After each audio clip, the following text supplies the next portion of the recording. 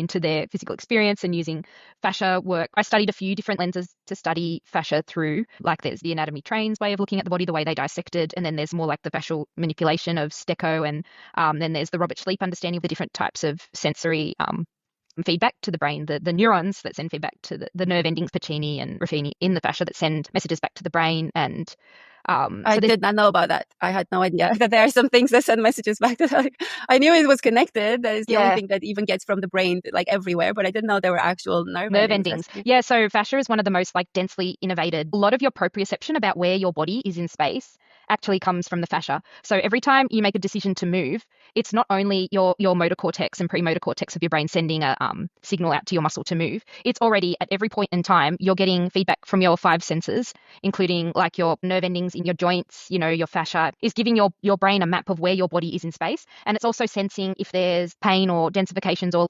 perceived threat or nociception.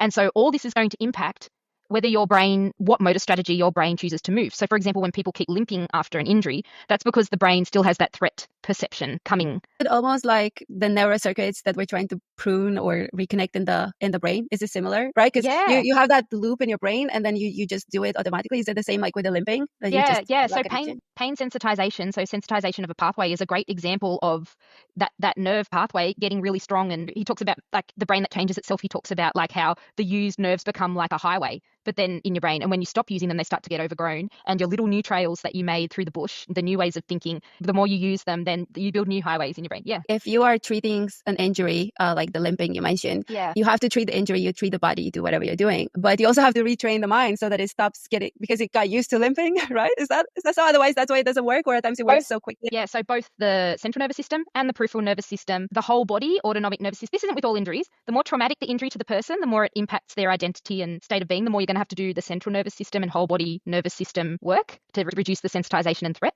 because the more they're traumatized, that's going to actually turn up the volume on their system threat and those signals. And then the fascia as well, not only could it be sensitized, but if a person's been immobilized, the fascia then can become stiff. And so as well as working muscles, I would do work on the fascia as well.